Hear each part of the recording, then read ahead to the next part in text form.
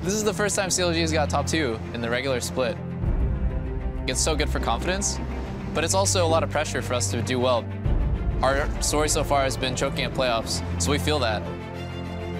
아니야, 첫 번째는 안 터질 거라 생각해. 두 번째부터 이기면 걔네가 멘탈이 터질 것 같아. It's very important that we be able to shut down Rush. Rush is definitely on fire lately, and the meta is definitely favoring him. 코벨터가 일단 플레이오프 경험이 없는 게 크게 작용할 수도 있다고 생각해요. I just hope that we can have a really good showing and that me and the rest of CLG can make everyone really proud. I believe in us. If we can't beat Tip, then we have no chance at Worlds, so we don't deserve it. This time, we embrace the pressure, and we try to thrive in the pressure, and we don't shy away from it. 지고 있을 때 좀 이기는 법을 모르는 것 같아. 이제 CLG 이기면 이제 한 걸음 갈 것 같아. I don't want to have that thought in the back of my head that I could have played a little bit better. No, I want to have done it. I want to hold that trophy, look out at the rest of North America, look at the crowd and be like, yes, I'm a champion.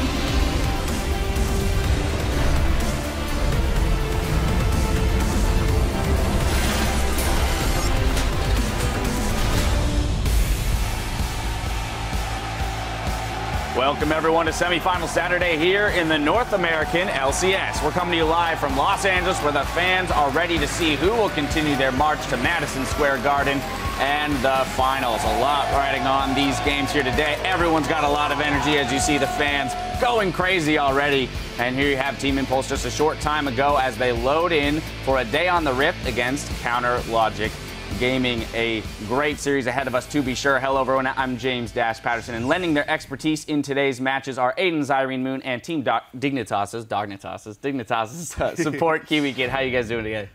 I'm doing pretty good. How are you doing? Well? Yeah, doing really well. Excited? I'm excited to see all you guys and be able to analyze for you, friends. All right, well, since we've got the man, the myth, the legend, Kiwi Kid on the desk today, we're going to take advantage of the opportunity to knowledge steal by fielding some of your questions from Twitter. Send in your questions on playoffs, champion builds, or ask about the life of a pro support by tweeting at LOL Esports and use the hashtag AskKiwi. Now let's get down to business, though, with a quick look at the playoff bracket to see what is up for grabs this weekend. TSM took down 4th seed Gravity 3-1 and secured their semifinal berth, where they'll face off against the current frontrunners #1 Team Liquid. And battling in today's best-of-5 semifinal is Team Impulse, who had smooth sailing through their quarterfinals against Team Dignitas. Now they've got to defeat 2nd seed Counter Logic Gaming to lock up a spot in the finals. All 4 of our teams have locked in a place in the regional qualifier with a minimum of 40 points coming their way. The seeding for the qualifier is still up in the air, though, and the 2nd seed from North America is determined by the team with the most points. So even if a team falls short of the finals, they'll still be fighting to bank as many points as possible in that 3rd round matchup next week. Now to zero in on today's semifinal, Counter Logic Gaming versus Team Impulse. Few pro players have been as open about their dream to play in the World Championships as CLG's veteran carry, Doublelift. And this year, well, it's no different. While the goal hasn't changed, Doublelift says his team has, and CLG are now ready to break through and compete on the international stage. When you work really hard at something for a really long time, and you put your 110%, like, you expect a payoff at some point down the road. And every time that it was time for the payoff for the last, 3 years, it just never came. And it was so disappointing. It was soul crushing. Yeah, this is the first time CLG's got top 2 in the regular split. We always have, a really great start, and then towards the end, we just suck. And we always end up losing our top 2 spot, even though, during the regular split, we're doing pretty well. We kind of acknowledge that it was a little bit of luck that we got to this position. Gravity dropped out really bad in the last week, but it was also the result of a lot of hard work that we put in during the split. We had this really awful period in the middle of the split, and then ever since then it's just been a climb upwards. So I think, yeah, I really do believe in us, because this is the first roster that was able to bounce back from a lot of hate. Everyone was trash talking Smithy for playing really badly at certain moments, and it was just a lot of pressure from the community that we weren't as good as we should be. And I think we handled it super well, and ever since then we've just always been focused on learning.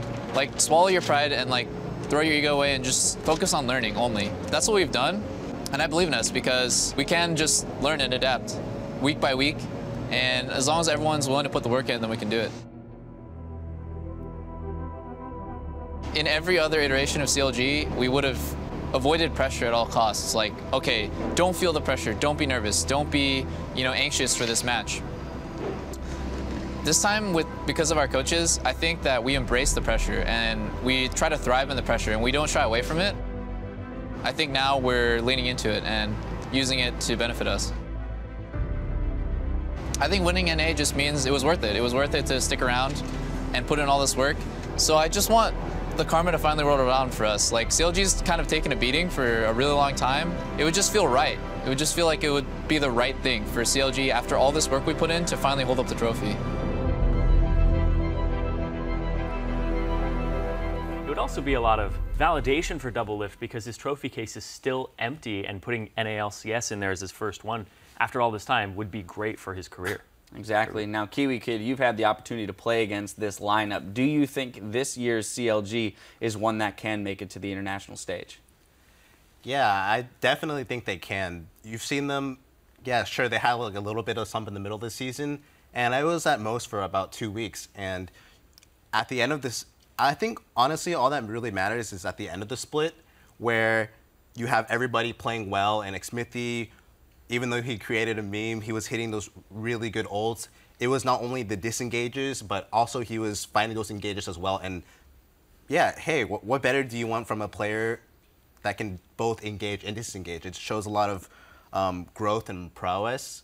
So yeah, I definitely think they can do it. And Zyrene, the team was on an upswing here coming into the playoffs. Yeah, they're definitely on an upward trend. They were 6-0, barring the tiebreaker right after they had that slump.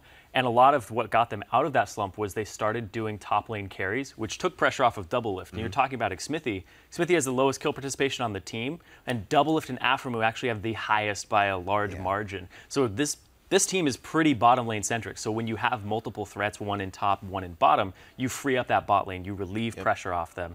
And because of that, it's the first time that they've had a first round bye here. Right, but with that, Doublelift said a lot of pressure comes along with it, Kiwi. Do you think that they can, kind of ward that off, fend off the breaking pressure on their mentality? Yeah, I mean, everybody has their ways to get past it. I heard they have a huge support staff now. That always helps. You can talk to players. You can just kind of own up to it. There's a lot of different things you can do. And it seems like they were playing so well at the beginning or at the end of the split.